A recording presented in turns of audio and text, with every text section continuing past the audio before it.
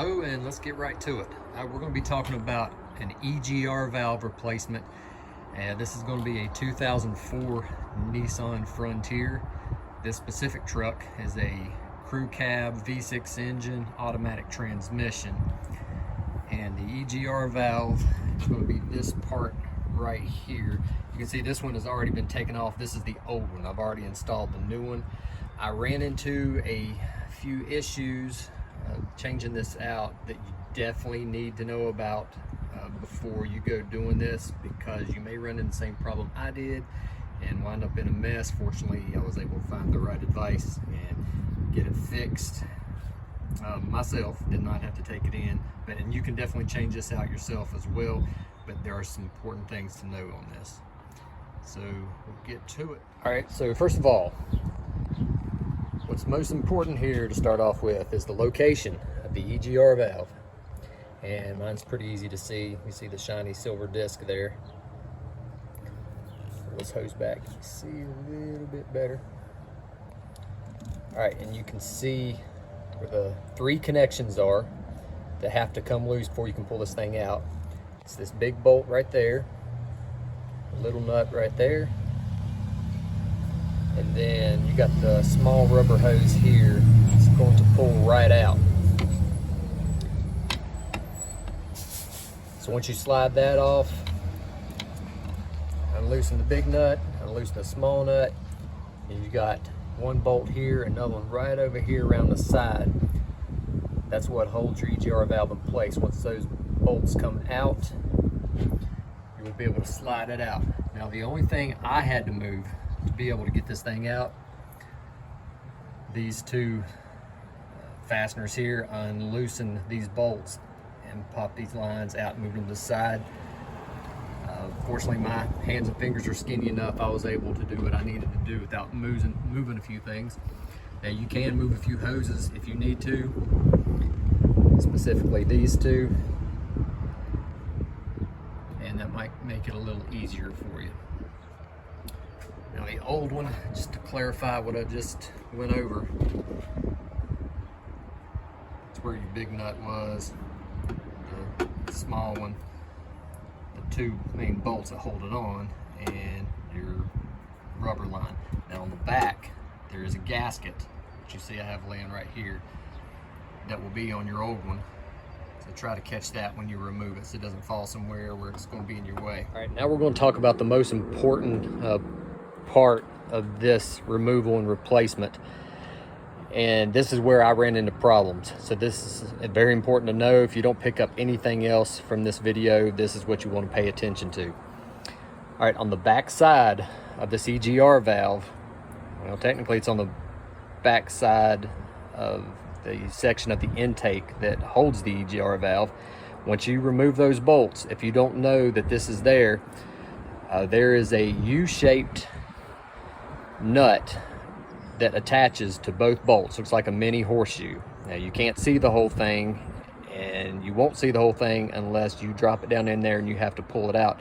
Now, if you do drop it, it is a nightmare to get out. I mean, reminds me of one of those difficult puzzles you buy at the Cracker Barrel, where you got to get everything just right to be able to take it apart or get it back together. So I'll try to get my lighting just right here. Got the Randy Macho Man Savage holding a flashlight for me. Can never beat a good assistant. So if you follow the end of my screwdriver here, it's actually resting on the nut. That is has one side of the U-shaped nut that the bolt screws into. Now, the holes in the intake that the bolts go through, they are not threaded. When I removed mine and went to put it back, I had no idea this U-shaped nut was back there, and I thought I had stripped out the threads in my intake and thought I was in big trouble. Turned out not to be the case. Once I found some schematics and talked to somebody who knew about this model truck, and they got me on the right path. So what I ended up doing to hold that nut in place, to get it back, I was able to take a small piece of duct tape and go from the top of the intake here and wrap it around just enough of the end of the nut there to try to hold it in place. I also had an assistant other than the Randy Macho Man Savage come and basically hold a screwdriver. The way this one is shaped right now, I used a flat head, and I just had them clamp down on it and brace it to hold it in place while I got everything started back.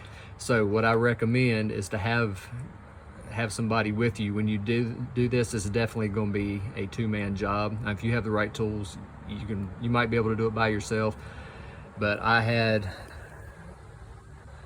would recommend having somebody hold that screwdriver and just kind of hold that thing tightly in place while you undo those bolts, so it does not fall down in. Now, if you need to, you can put some duct tape on it to hold it in place so the person can rest while you get that new one on. So once I got everything back in place, and I was able to dig out that U-shaped nut from under the intake, and it was not fun, let me tell you. You do not want to make the same mistake I did, which is why I'm doing this video. So I got the bolts started back again, and I mean, you can see this one, but when you go do the other side, you can't see it. You can only feel for it. If your fingers are long enough and skinny enough like mine are, then you shouldn't have too big of a problem. But I ain't gonna lie to you, it's not real easy. And I'm not trying to scare you out of not doing this. You can do it yourself. That's why I'm trying to make everybody aware of this step. And so once you get that EGR valve back in place, again, you're going to reattach the large nut, the small nut on the aluminum line here, and then the rubber hose slides right on the nipple of the EGR valve. There's the nipple I'm talking about.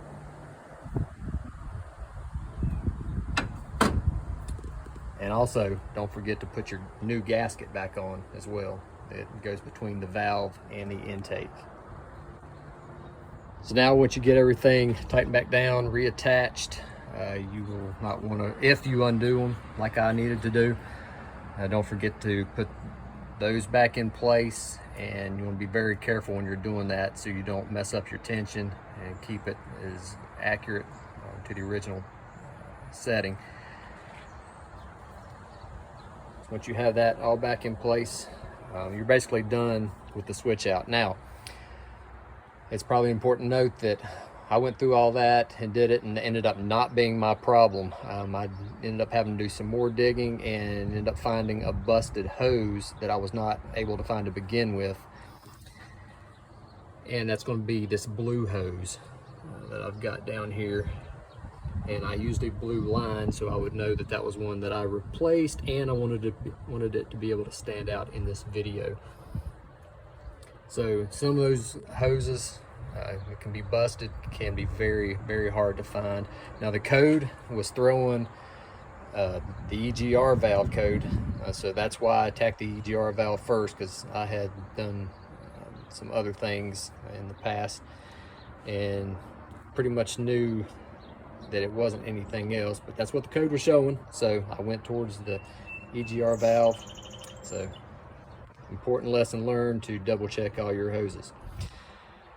Now, finish off, this is a 2004 Nissan Frontier. The 2001s to 2004s were all the same design and body style. So if you have a 2001, 2004 V6 automatic transmission, most of this, if not all of this information, should relay to those as well. If not, I would highly recommend seeking out your Nissan dealer. So that's it.